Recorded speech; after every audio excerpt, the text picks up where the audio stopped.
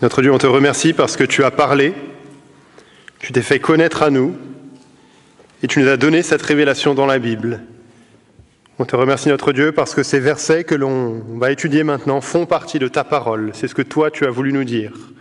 C'est ce que toi, tu veux encore nous dire aujourd'hui.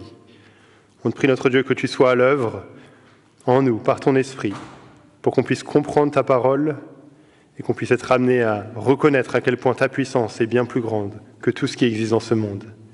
C'est dans le nom de Jésus qu'on prie cela. Amen.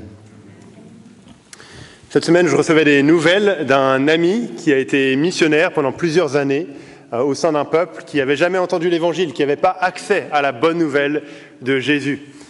Cet ami a été parmi ce peuple avec sa famille. Ils ont été là-bas, ils ont appris leur langue, ils ont passé du temps avec eux, ils ont appris à les connaître et ils leur ont, avec le temps, partagé la bonne nouvelle de Jésus. C'était un peuple qui vivait dans toutes sortes de choses, de religions des ancêtres, de peur constante des esprits, qui était vraiment très loin, on pourrait dire, de la croyance en Jésus comme seul Seigneur et Sauveur. Et avec le temps, ces personnes se sont converties, se sont tournées vers Jésus, ont reconnu leur péché devant Dieu, le seul Dieu unique, et se sont tournés vers lui. Il y a une église qui est née, il y a plusieurs chrétiens qui se sont mis à suivre Jésus. Il y a eu vraiment des choses très encourageantes. Et cet ami revisitait ce peuple après plusieurs années, après qu'il était parti. Il y allait pour un projet de traduction de la Bible dans leur langue, pour confirmer la traduction, pour vérifier la qualité de la traduction. Et du coup, il envoyait des nouvelles. On voyait ces gens qui lisaient la Bible dans leur langue pour la toute première fois. On les voyait chanter des louanges à Dieu. On voyait que l'Évangile continuait à progresser, même après que cet ami soit parti là. C'était vraiment encourageant. C'est encourageant d'entendre des bonnes nouvelles du progrès de l'Évangile. Ça nous encourage en tant que chrétiens, de voir que l'Évangile, la parole du Seigneur, continue à avancer. Et c'est ce qu'on voit un peu dans le livre des Actes, n'est-ce pas? On voit comment l'Évangile progresse pour la toute première fois. On voit le voyage missionnaire en particulier de l'apôtre Paul qui va de lieu en lieu en annonçant la bonne nouvelle. Et on voit comment cette bonne nouvelle porte du fruit. On a vu la semaine dernière le beau ministère que Paul avait à Éphèse, dans la ville d'Éphèse. On a vu le résultat, c'est que tout le monde entend parler de la parole, c'est génial, c'est super encourageant. Et notre passage aujourd'hui, c'est la suite. Ça continue le récit du beau ministère fructueux que Paul a dans cette ville d'Éphèse. Continue à donner des bonnes nouvelles du voyage de Paul. Et en particulier, aujourd'hui, on va voir combien la puissance de Jésus est bien plus grande. C'est une réalité que ce monde est sous l'emprise de Satan, l'ennemi de Dieu. Il est, la Bible dit, le prince de ce monde, en Éphésiens 2. 1 Jean 5 nous dit que le monde entier est au pouvoir du malin, de Satan. Ce n'est pas que Satan aurait un pouvoir supérieur à celui de Dieu, comme on le verra. Ce n'est pas qu'il y a deux forces égales qui s'opposent. Non, pas du tout. Mais c'est néanmoins que son influence se fait ressentir dans la direction que prend ce monde. Alors que le monde cherche à tout faire pour s'éloigner de Dieu, pour mettre Dieu de côté, on voit l'influence de Satan dans ce monde. Il y a certains endroits où l'influence de Satan est particulièrement visible, particulièrement explicite, ouverte, tangible, comme c'était le cas à Éphèse. Quand l'Évangile atteint ces endroits, on voit de manière manifeste que la puissance de Jésus est supérieure. Il y a quelques années, j'étais à Madagascar, dans un petit village de brousse, où il y avait un missionnaire qui avait été là pendant plusieurs années pour annoncer l'Évangile. Et il nous racontait comment le travail missionnaire avait commencé là-bas, dans cet endroit-là. C'était aussi une région où les gens n'avaient pas entendu parler de Jésus. Le missionnaire, qui était malgache, il y était allé dans ce petit village de brousse pour annoncer l'Évangile, mais aussi avec un projet humanitaire qui allait être vraiment bénéfique pour le village, pour la région. Mais dès qu'il est arrivé, le chef du village est venu le voir et lui a dit « Tu as une force en toi, moi j'ai une force en moi, on verra laquelle est la plus forte. » Bienvenue. C'est pas très accueillant, n'est-ce pas? C'est comme ça que ça a commencé, et ce missionnaire a fait confiance à Dieu. Il a partagé l'Évangile, il a mis en place son projet, il a dépendu de Dieu. Et au fil des années, je vous fais la version courte, mais Dieu a complètement transformé la situation. Quand moi j'y étais, on est allé le dimanche dans l'église du village, en plein milieu du village, où il y avait une 50aine de chrétiens qui se réunissaient pour chanter les louanges du seul vrai Dieu. La force de Dieu a été plus forte. La puissance de Dieu a été plus forte. Et c'est la même chose qu'on va voir dans notre passage. Notre passage raconte le progrès de l'évangile à Éphèse, une ville où l'influence de Satan était particulièrement visible.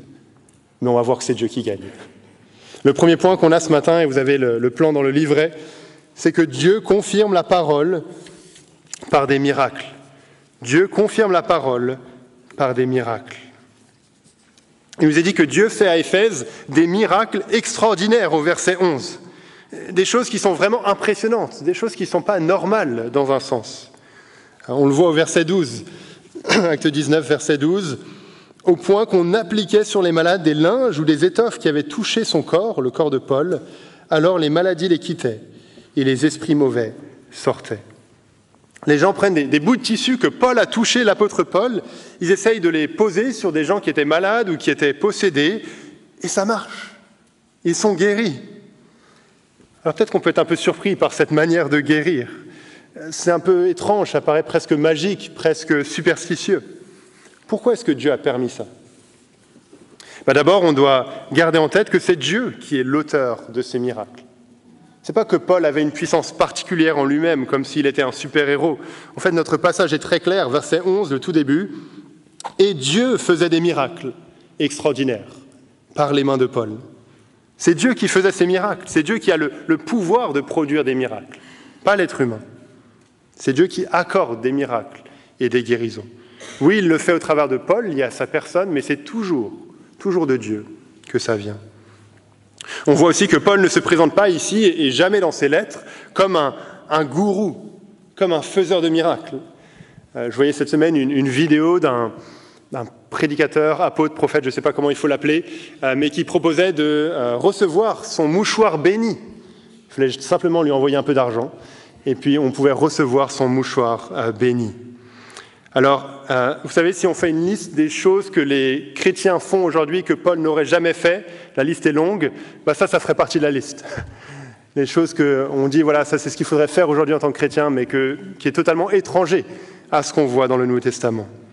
C'était frappant de voir le nombre de commentaires qui disaient « Amen, oui, c'est ça qu'il faut ». Mais ce n'est pas ça que Paul fait. Une telle manière de voir les miracles où la puissance serait dans un homme, dans son aura, dans son onction, c'est vraiment loin de la pensée de la Bible. La puissance vient de Dieu, toujours. Et si Dieu permet ces miracles, c'est pour manifester sa puissance. Les gens à Éphèse vivaient dans ce monde lié à la magie, dans toutes sortes de pratiques qui visaient à faire des miracles, qui visaient à essayer de guérir, de chasser les démons. Et là, à leur grande surprise, voilà quelque chose qui marche réellement. Ils appliquent les linges, les étoffes de l'apôtre Paul, ce gars qui prêche Jésus, et qu'est-ce qui se passe ? Les maladies sortent, les démons sortent. Waouh !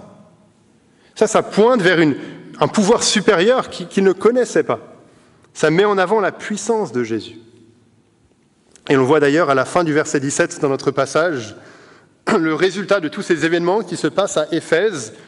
Qu'est-ce qui se passe ? La crainte s'empara de tous et le nom du Seigneur Jésus fut exalté. Le résultat, c'est que le nom de Jésus est exalté, pas le nom de l'apôtre Paul. Donc ici, ce qu'on a, c'est un peu comme si Dieu s'accommodait à là où les gens à Éphèse étaient, aux croyances que les gens avaient, pour leur montrer qu'il y a une puissance supérieure, pour les amener à s'intéresser à la source de cette puissance et pour découvrir Jésus, qui en est le centre. Et c'est intéressant de remarquer que ce n'est pas dans chaque ville où Paul a été qu'il a fait des miracles, ou en tout cas, ça ne nous est pas rapporté comme ça dans le livre des Actes. On a vu les semaines dernières, Thessalonique, Bérée, Athènes, il ne nous est pas parlé de miracles que Paul aurait fait. Ce n'est pas qu'il n'a rien fait, mais en tout cas, le livre des Actes ne nous rapporte pas cela. Mais ici, à Éphèse, Luc prend un moment pour nous expliquer qu'il y a eu des miracles, et des miracles impressionnants. Alors pourquoi ? Éphèse, c'était une ville qui était particulièrement liée à la magie, aux pratiques occultes, à la sorcellerie. Ces choses étaient une habitude, elles faisaient partie de leur culture. C'était une ville bien consciente de la réalité du monde spirituel. Une ville où le pouvoir de Satan était particulièrement visible. Et donc ça explique pourquoi, dans cette ville, Dieu fait des miracles au travers de Paul, pour manifester que la puissance de Jésus est bien plus grande que tout, pour que les gens qui sont prisonniers de ces choses soient amenés à écouter le message de Paul, à s'intéresser à cette puissance plus grande. Ça nous montre que les miracles dans le livre des Actes, ils avaient un but bien précis. Montrer que la puissance de Jésus est supérieure afin de servir la proclamation de la parole. On le voit juste avant notre passage, il est question du progrès de la parole. Paul a un beau ministère à Éphèse, il annonce l'évangile, il y a des conversions, il enseigne la parole, il forme des gens, il les envoie. Et qu'est-ce qui se passe ? Regardez verset 10. Cela dura 2 ans, de sorte que tous ceux qui habitaient l'Asie, juifs et grecs, entendirent la parole du Seigneur. Et maintenant, verset 11, il y a un complément qui nous est donné. Non seulement la parole progresse, mais il y a aussi des miracles extraordinaires. Et on doit réaliser que les deux sont liés. On ne peut pas les séparer. Les miracles ont lieu pour confirmer la parole, pour encourager les gens à écouter la parole, pour accompagner la prédication de la parole, et jamais pour la remplacer, jamais à la place d'eux. Si Dieu fait des miracles à Éphèse, ailleurs dans le livre des Actes, c'est toujours pour soutenir le progrès de la parole. Et on voit ça à la fin de notre passage aujourd'hui, la conclusion, après tous ces événements miraculeux à Éphèse. Regardez le verset 20.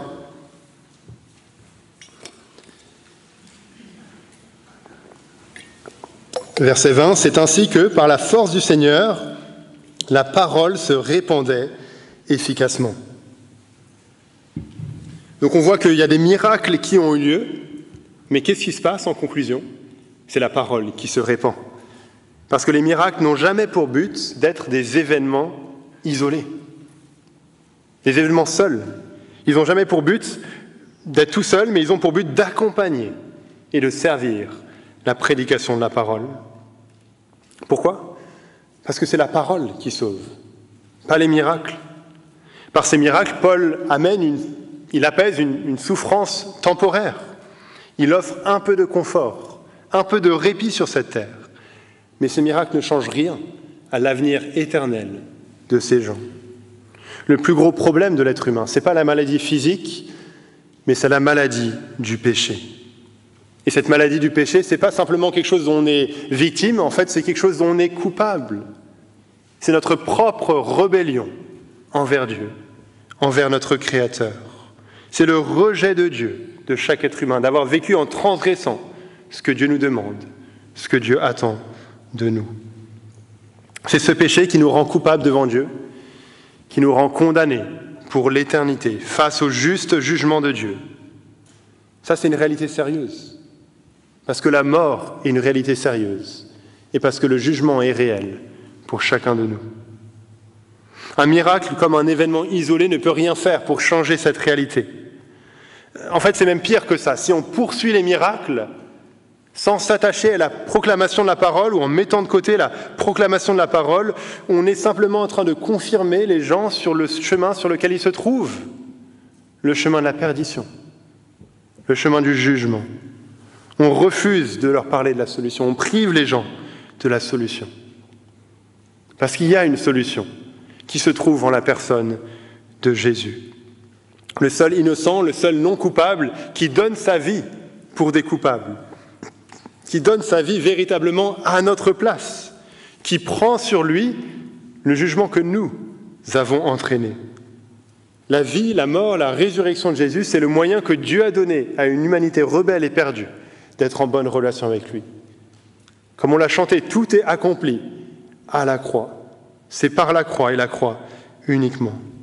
Et donc ce qui compte plus que tout, bien plus que n'importe quel miracle, c'est d'annoncer ce message à chaque être humain, d'appeler chacun à se repentir, à se tourner vers Jésus, avant qu'il soit trop tard. Parce que Jésus pardonne encore aujourd'hui.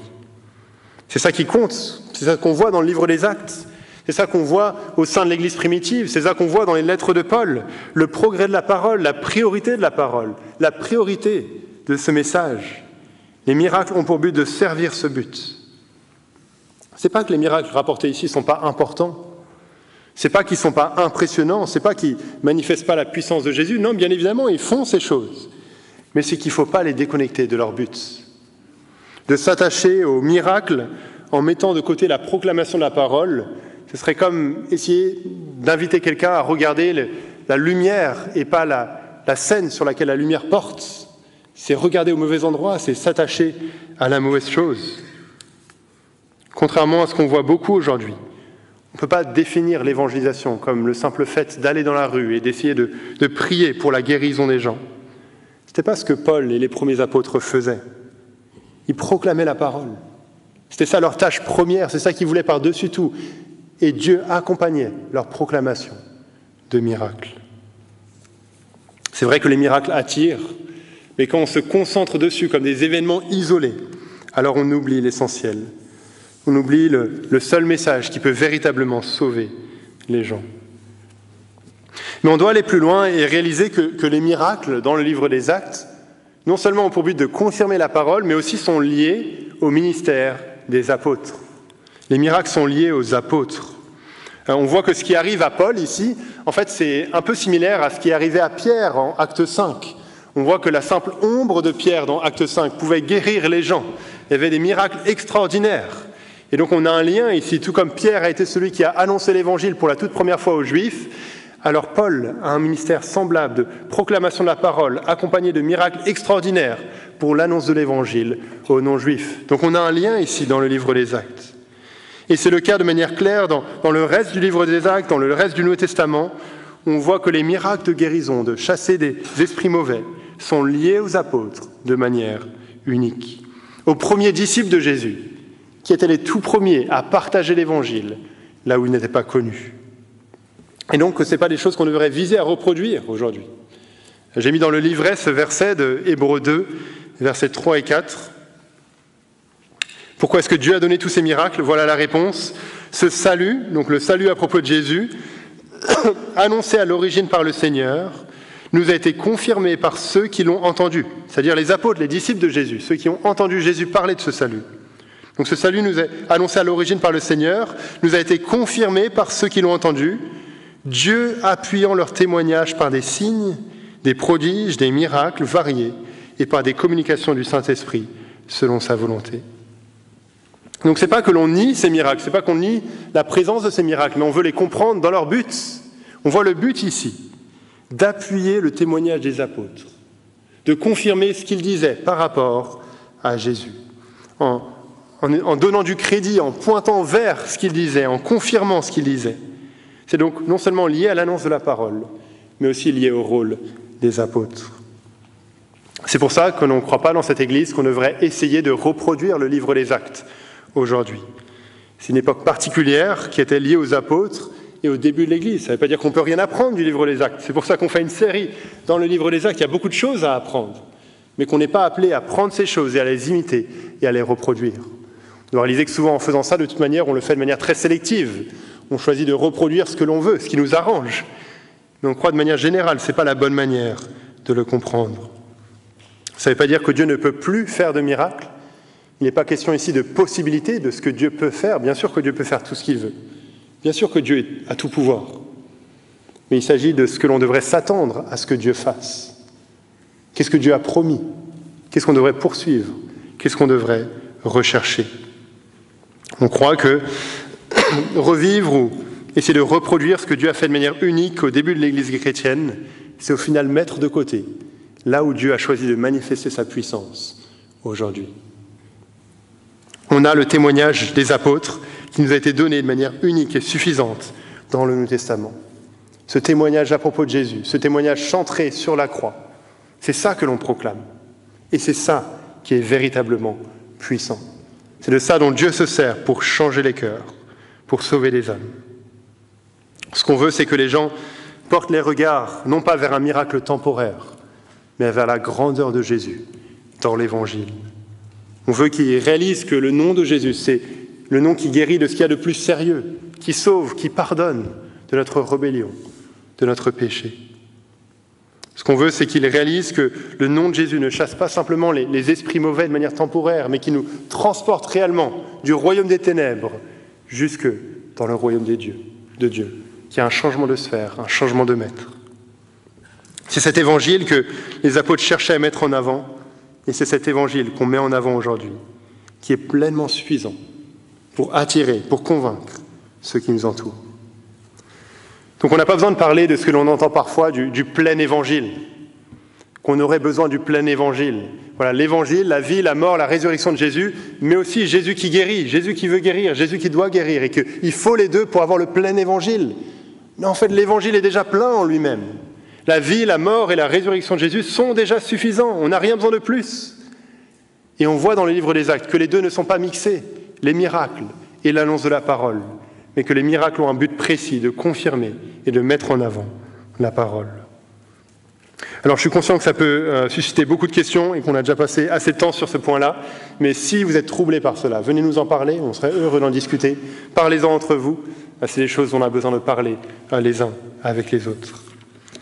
Deuxièmement, ce matin, dans la suite du passage, Jésus ou autre chose, il faut choisir. Jésus ou autre chose, il faut choisir. On a ensuite ce récit qui est presque un peu drôle, il faut le dire, de ces exorcistes juifs. Donc des juifs qui essayaient de chasser les démons, qui étaient impliqués dans ces pratiques. Ils ont entendu parler de la puissance du nom de Jésus. Ils ont probablement vu des miracles que Paul faisait. Et ils disent, mais eux aussi, ils veulent essayer de faire appel à cette puissance. Ils ne connaissent pas vraiment Jésus. Pour eux, Jésus, c'est simplement celui que Paul prêche. C'est ça qu'ils disent. Je vous adjure par Jésus, celui que Paul prêche. C'est quelqu'un de lointain, de distant, d'inconnu. Mais ils se disent, c'est peut-être une bonne formule magique pour chasser les esprits mauvais. Mais non seulement ça ne marche pas, mais aussi ça ne finit pas comme prévu pour eux. Au lieu de chasser l'esprit mauvais, c'est eux qui sont chassés. L'esprit leur demande, mais il connaît Jésus, il sait qui est Paul, mais vous, qui vous êtes? Il n'a aucune idée de qui sont ces usurpateurs.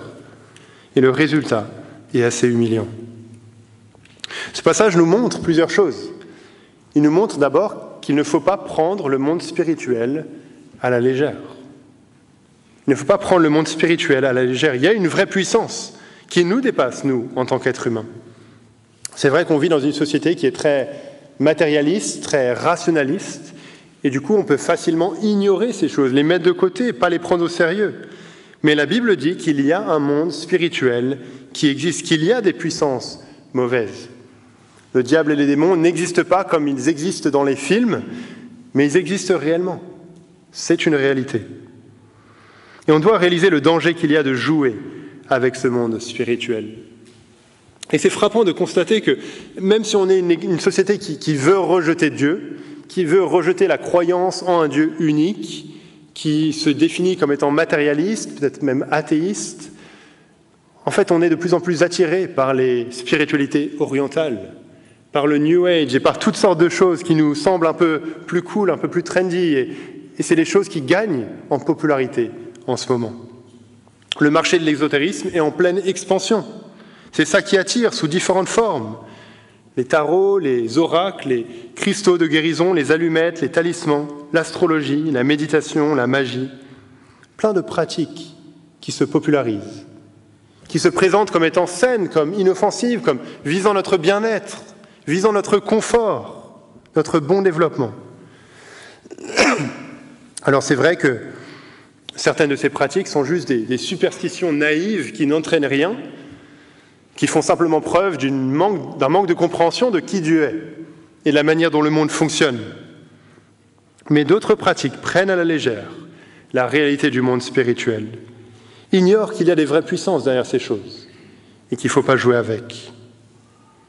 Ça ne veut pas dire qu'on doit craindre ce monde spirituel en tant que chrétien. Jésus est plus puissant, c'est ce qu'on voit dans ce passage, on va le voir à la fin. La parole progresse, c'est la parole qui gagne, pas les puissances spirituelles. On est du bon côté. On est du côté de celui qui a vaincu le diable, de celui qui a tout pouvoir, qui a, comme le dit Colossiens 2, dépouillé les principautés et les pouvoirs et les a publiquement livrés en spectacle, en triomphant d'eux par la croix. Donc on ne vit pas dans la crainte, on ne vit pas notre vie chrétienne en tremblant, mais on la vit de manière normale, dans la dépendance à Dieu, en restant attaché à l'Évangile, en sachant qu'on n'a rien à craindre. C'est là que se trouve la vraie puissance. Mais refusons de jouer avec ces choses. Mais ce récit nous montre aussi qu'on ne peut pas prendre le nom de Jésus à la légère. Ces exorcistes juifs pensaient que le nom de Jésus, c'était comme une formule magique. Voilà, je le prononce et je peux obtenir ce que je veux. Mais ce n'est pas comme ça que ça marche. Oui, la vraie puissance se trouve en Jésus, mais Jésus n'est pas notre serviteur. La vraie puissance se trouve dans une relation personnelle avec Jésus, alors qu'on place sa confiance dans l'Évangile, la bonne nouvelle qui le concerne. Son nom n'est pas une formule magique. C'est très différent, il faut le dire, de ce que certains enseignent aujourd'hui concernant les démons, concernant le monde spirituel, en disant qu'il faut utiliser des mots très précis pour pouvoir, soi-disant, chasser les démons, trouver les bonnes formules, répéter encore et encore avec une voix forte le nom de Jésus, les titres de Jésus, etc., etc. Mais faire ça, c'est une pratique plus païenne que chrétienne. Le nom de Jésus n'est pas une formule magique. Jésus ne nous demande pas de trouver des formules magiques. Il nous demande de placer notre foi en lui, de réaliser que la vraie puissance se trouve en lui, dans sa personne, alors qu'on a une relation simple et vivante avec lui, alors qu'on comprend l'Évangile et qu'on comprend la repentance que ça implique. Je suis conscient qu'il faudrait dire beaucoup plus par rapport à ça, mais c'est pour ça que j'ai recommandé ce webinaire de Florent Varac, qui aura lieu mardi soir, sur l'occultisme et la radicalité de l'Évangile. Et je vous encourage vraiment à le regarder, vous pourrez le regarder en replay, ce sera sur YouTube. Florent Varac a beaucoup enseigné là-dessus pour comprendre un peu plus les implications de ce que l'on dit ici et quelle est une bonne approche à ces choses-là, d'une manière qui est centrée sur l'Évangile. Ce sera sur toutpoursagloire.com. Donc on doit réaliser que le nom de Jésus, ce n'est pas une formule magique, il ne doit pas être pris à la légère. Et on doit être conscient qu'il est possible de considérer le nom de Jésus comme une formule magique d'une manière qui ne concerne pas forcément le monde spirituel. C'est très facile de simplement réclamer certains bénéfices de la foi chrétienne, de manière externe, de la part de Jésus, sans réellement avoir placé sa confiance en lui. De penser que Jésus, au final, est un peu un porte-bonheur avec une couche chrétienne. Voilà ce que dit un auteur américain. Tout autour de nous, il y a des gens prêts à faire appel au Seigneur Jésus, mais qui ne veulent pas de l'Évangile. Ils sont prêts à faire appel à un doux Jésus, qui sera leur compagnon constant et leur talisman spirituel, mais ils ne sont pas intéressés par la connaissance de Jésus en tant que Fils incarné de Dieu. Ils veulent un Jésus qu'ils peuvent utiliser, pas un Jésus qui sauve. C'est facile de transformer Jésus en talisman spirituel, en un porte-bonheur. Je porte le nom de chrétien, je vais à l'église de temps en temps, alors tout doit aller bien pour moi. Je vais avoir une bonne vie qui va bien se passer. Mais faire cela, c'est prendre Jésus comme un serviteur en refusant de le suivre comme maître. C'est vouloir prendre les bénéfices du christianisme sans réaliser le coût qu'il y a à suivre Jésus. C'est prendre le nom de Jésus à la légère. C'est ajouter Jésus à notre vie bien remplie sans rien vouloir changer. Jésus est juste un griri religieux, un porte-bonheur spirituel, un truc de plus sur l'étagère. Mais ce n'est pas comme ça qu'est Jésus. Jésus réclame notre cœur, il réclame notre vie. C'est tout ou rien. Jésus ou autre chose, il faut choisir. Vous avez peut-être entendu parler du syncrétisme. C'est le fait de mixer plusieurs religions, mixer plusieurs croyances qui sont opposées entre elles et de dire, voilà, on va tous les prendre ensemble et on va les mélanger. Et en fait, Éphèse était une ville très syncrétique. Il y avait de tout, vraiment, là-bas. On le voit avec ces exorcistes juifs qui sont juifs et qui pourtant n'ont aucun mal à faire appel au nom de Jésus pour servir leurs propres intérêts. Donc il y avait vraiment l'idée de mixer toutes les croyances. Et pour beaucoup, la foi chrétienne est encore vue comme cela. Voilà, on va juste mixer la foi chrétienne avec d'autres croyances que l'on a. Mais la foi chrétienne n'est pas comme ça. Il faut choisir. Croire en Jésus, suivre Jésus, réclamer le nom de Jésus, ça implique de se détourner de toute pratique, de toute croyance qui s'y oppose. C'est tout ou rien. Et en particulier, ça implique de se détourner de toute pratique qui serait occulte ou magique, qui jouerait avec le monde spirituel. Et les croyants d'Éphèse qui baignaient dans cela, qui avaient grandi dans cela, ils en sont venus à comprendre à quel point c'était le cas. Qu'ils ne peuvent pas continuer à vivre de la même manière en portant le nom de Christ. Ils en viennent à réaliser les implications de leur nouvelle foi en Jésus. Et donc, qu'est-ce qu'ils font ? Ils mettent tout de côté, de manière publique. Regarde avec moi les versets 18 et 19.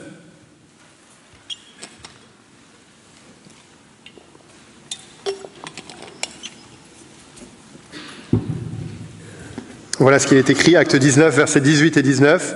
« Beaucoup de ceux qui avaient cru venaient confesser et déclarer ce qu'ils avaient fait.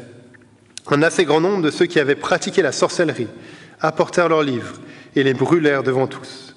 On en calcula la valeur et l'on en trouva pour 50 000 pièces d'argent. » Ce qu'ils déclarent publiquement, ce qu'ils brûlent, c'est leur pratique magique, leur sorcellerie, leurs interactions avec le monde occulte. Il s'agissait probablement des amulettes et des formules magiques imprimées, des choses de valeur à l'époque. Mais ils choisissent de tout brûler. C'est un moyen d'afficher publiquement leur couleur, de renoncer publiquement à ces choses, de reconnaître que ces choses ne valent rien, qu'elles ne sont pas de bonnes choses, qu'ils ont changé de camp, qu'ils ont renoncé à tout cela, même si ça leur coûte. Il nous est précisé que la valeur de toutes ces choses, c'était 50 000 pièces d'argent. Alors pour nous, ça ne veut rien dire, mais si on fait l'équivalent, c'était environ 130 années de travail d'un ouvrier, sans vacances. Probablement, on dirait entre 2 et 3 millions d'euros. Certains estiment un peu plus, 5 ou 6 millions d'euros. En tout cas, c'est pas n'importe quoi, c'est pas rien. C'est une grande somme d'argent. Ils auraient pu vendre cela pour ne pas perdre autant financièrement. Quel gâchis, quelqu'un pourrait dire. Pourquoi ils n'ont pas vendu au lieu de tout brûler ? Mais ils ont tout brûlé, parce qu'ils ont reconnu que c'était du poison, que ce n'était bon pour personne, que c'était faux, que c'était mauvais, que ça s'opposait totalement avec la foi chrétienne. Ils veulent mettre Jésus à la première place, ils ont compris la repentance, ils ont compris le renoncement à soi, le coût de suivre Jésus. On doit choisir, on ne peut pas suivre Jésus et autre chose qui s'y oppose. Il n'y a pas de syncrétisme avec Jésus, c'est tout ou rien. Il faut choisir. Et ça nous montre qu'il y a des moments où la foi chrétienne va s'opposer à la culture. C'est pas que la foi chrétienne s'oppose à tout dans la culture d'où on vient. C'est pas que devenir chrétien veut dire qu'on rejette notre culture, notre tradition, nos habitudes familiales. Mais ça veut dire que devenir chrétien voudra dire rejeter, mettre de côté ce qui s'oppose à ce que Jésus demande. Ce qui s'oppose avec la foi chrétienne, qu'on ne peut pas mixer. Ce qui s'oppose à la seigneurie de Jésus, comme c'était le cas ici. Ça n'aurait pas été une solution pour ces croyants à Éphèse de dire non, mais c'est l'habitude, c'est notre tradition, dans la famille, dans notre pays, c'est ça qu'on fait, on va continuer. On va avoir ces choses sans vraiment y croire derrière. Non, c'est pas possible, parce qu'il y a un pouvoir réel derrière ces choses, un pouvoir qui s'oppose à celui de Jésus. Parce qu'on ne peut pas mixer Jésus avec autre chose, il y a des limites à ne pas franchir. Alors je suis conscient qu'on fait tous partie de cultures bien différentes et c'est une des richesses de cette Église à Woluwe, on est reconnaissant pour cela. Et ce que je vous encourage, c'est de parler avec des gens de votre culture, de ce que ça pourrait impliquer pour vous. De dire, il y a certaines choses qu'on ne peut pas faire en tant que chrétien. Je suis tombé un peu par hasard, entre guillemets, sur le témoignage d'un homme, c'était Porte Ouverte qui le rapportait, qui était en fait... pas de souci. Ça ne fait pas partie de la prédication. Je suis tombé sur un témoignage d'un homme qui était devenu chrétien et qui était, en fait, c'était une vidéo où il était insulté, il était frappé par le chef de son village à cause de sa foi en Jésus et ça a vraiment attiré mon attention. Et voilà ce qui était écrit comme description. Min, un agriculteur marié et père d'une fille, vivait dans une région isolée où il n'avait jamais entendu parler de Jésus. Tout a changé lorsqu'un ami lui a partagé l'amour et le pardon du Christ. Convaincus, Min, sa femme et sa mère ont accepté Jésus et toute leur famille s'est convertie. Depuis février 2024, leur vie a été transformée. Min, autrefois dépendant au jeu et à l'alcool, a tout arrêté.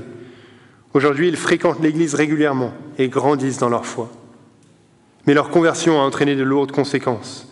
Le chef du village, donc qu'on voyait sur cette vidéo, a violemment réagi en menaçant Min de lui couper l'accès à l'eau, aux aides sociales et d'interdire sa fille d'aller à l'école. Pourquoi une telle opposition ? Min et sa famille appartiennent à la tribu Hmong, un peuple animiste. Ce peuple croit que chaque élément de la nature est habité par un esprit, essentiel au bien-être et à la santé des humains. Selon eux, ne plus honorer ces esprits risque d'attirer leur colère et de provoquer la malchance et la maladie sur toute la communauté. Alors voilà un exemple d'un chrétien qui a réalisé qu'il ne pouvait pas honorer ces soi-disant esprits, qu'il ne pouvait pas mixer Jésus avec autre chose, qui a dit non, stop, pas plus loin, même si ça lui a coûté. Donc ce que l'on voit dans notre passage, c'est que la puissance de Jésus est plus grande, Dieu confirme la parole par des miracles, et qu'on est face à un choix. On ne peut pas mixer Jésus avec autre chose. Alors pour conclure, on doit réaliser que dans notre société dans laquelle on vit, il y a deux mensonges que Satan voudrait nous faire croire par rapport à toutes ces choses. D'abord, il voudrait nous faire croire qu'il n'existe pas.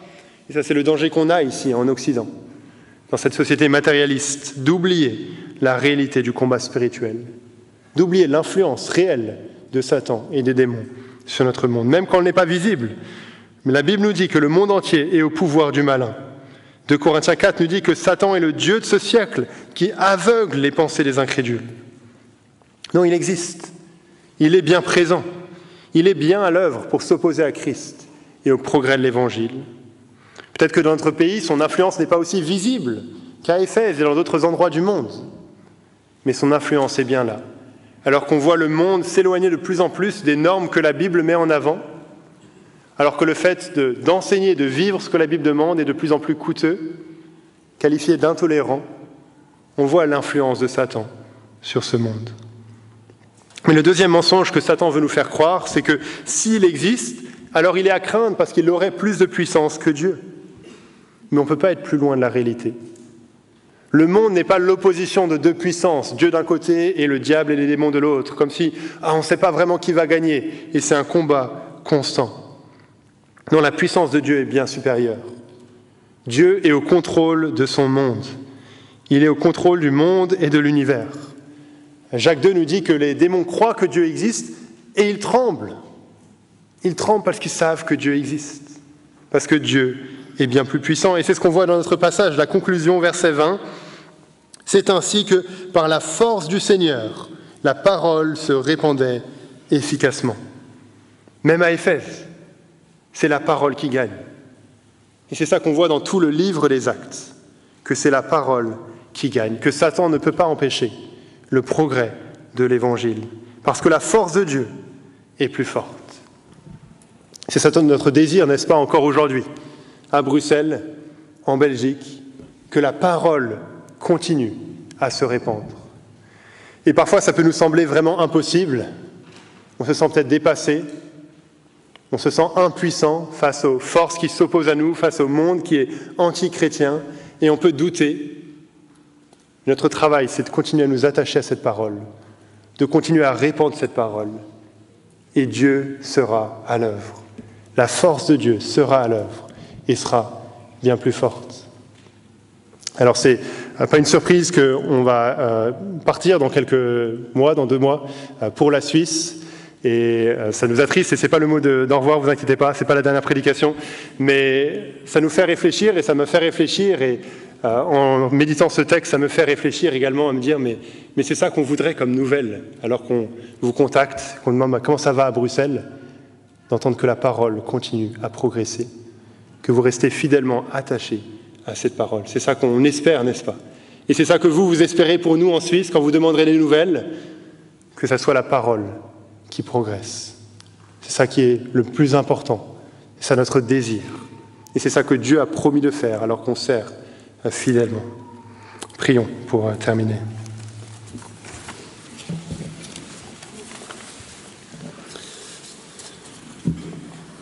Notre Dieu, on te remercie parce que ta parole nous instruit, nous encourage, nous édifie. Aide-nous, notre Dieu, à prendre ces vérités au sérieux, à les appliquer dans notre vie. On te prie qu'elles prennent racine dans notre cœur et qu'on puisse vivre en réalisant que la puissance de Jésus est bien supérieure. Aide-nous à pouvoir discuter ces choses ensemble de la bonne manière et à pouvoir nous encourager les uns les autres à proclamer et répandre la parole encore aujourd'hui.